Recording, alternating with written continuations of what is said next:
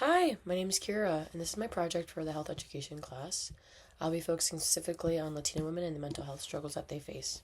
So, a couple highlights from my community is I'll be focusing on Latino women ages 14 to 17, where they face mental health challenges as any other community does, but they have additional pressures that some communities do not face.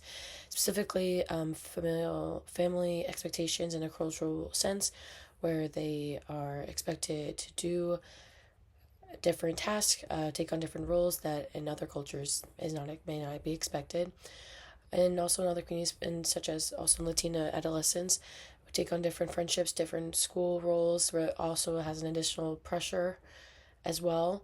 And lastly, we must recognize in the Latina community that there's a stigma towards mental health and advocating for yourself and getting resources and dealing with that to begin with.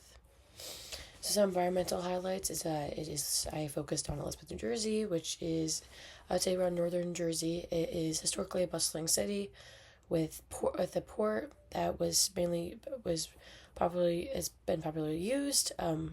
We could see a lot of history about that with ships coming in and goods coming in. It really built up the city. Importantly, you must recognize that it has a lot of highways too, so very traveled through city. Um, it also, we need to recognize that Elizabeth, New Jersey resides on the Lenape Indian tribe land. I think it's always important to recognize the land that we stand upon on and the history of it as well. And lastly, this environment is made up of like an urban and suburban type of city life, which holds 44,466 households and a population density of 10,847. So a couple of highlights for my health issues that there's poor mental health can really truly put someone on the wrong trajectory for life if it's not taken care of.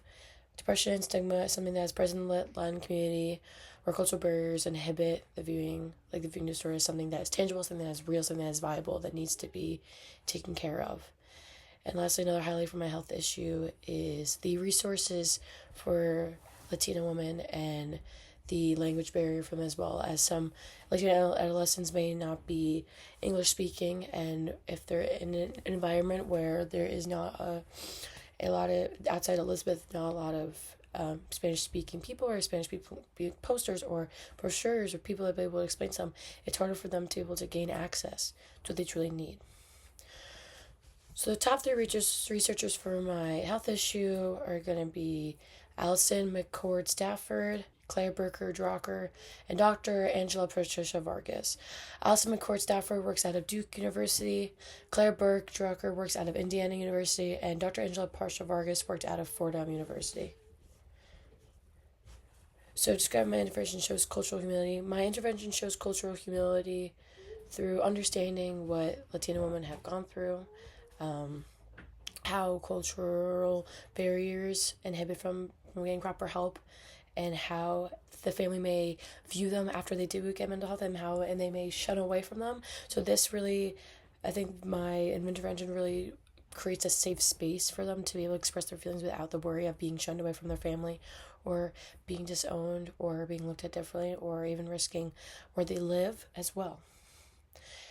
My three ways my intervention will benefit my community is getting access to information, support through social worker being present and facilitating the session, which would be me, as I am the expert in, well, not the expert, but for this project, we are in the point of view of experts and the health educator. So me as a social worker, I would be presenting and be present facilitating the session.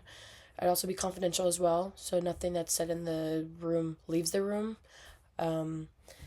And lastly, enforced. And also for that as well, names are not shared in the session and in the building. So names are not shared at all. And lastly, enforced through evidence, coping skills, and a sense of belonging have been enforced through evidence that coping skills have been bettered, and a sense of belonging is accumulated through these sessions. So for support, there was a study done about the effectiveness of peer support groups, and it has been proven that it has reduced the symptoms of depression, and it is no surprise you're in a space where you feel belonged, it's welcoming, it's inviting, somewhere you can feel space, and it really creates that type of time where you can be vulnerable, and times there can be many times outside of that maybe the one time during the week where they can be vulnerable or another, and then once they leave that space they have to shun that away. So this is like their one time they can be vulnerable, they can be true to themselves. And how would I market this? So when I would market this, I would specifically try to use through social media.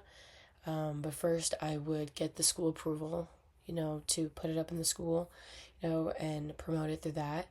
I would also use social media, so I would create like Instagram account, Facebook. I would mostly do Instagram because I feel like that is the one app that students do use, and it is 13 plus, so it fits in 13 plus app, so it would fit into my age group that I'm working with. So I'd make Instagram account, post on there. I would ask the school if we can post through their account as well, and then I would also host a event.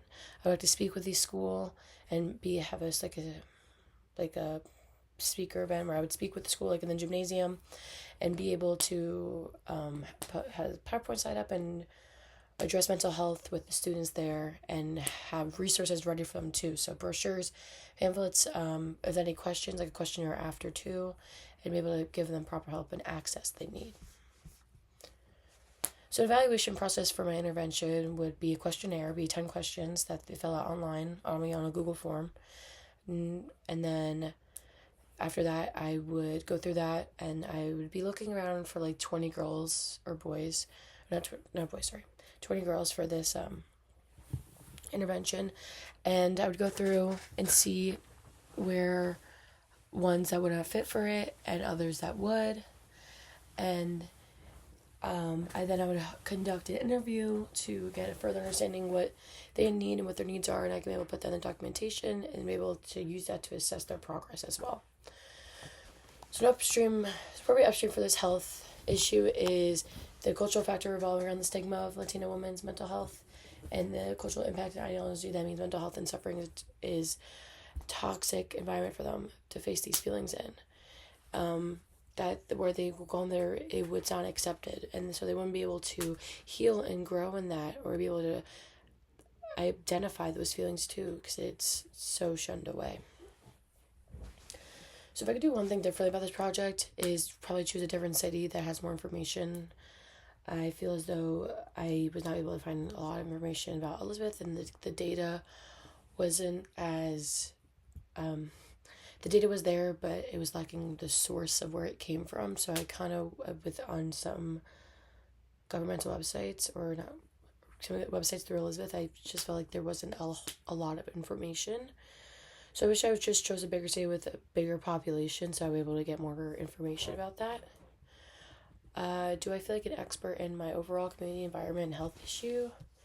I definitely do not feel like an expert in my community. As someone who is not Latina identifying, I am not the most expertise on this information, and not information of what they go through, but as someone, I can empathize and try to understand to the best of my abilities what they go through.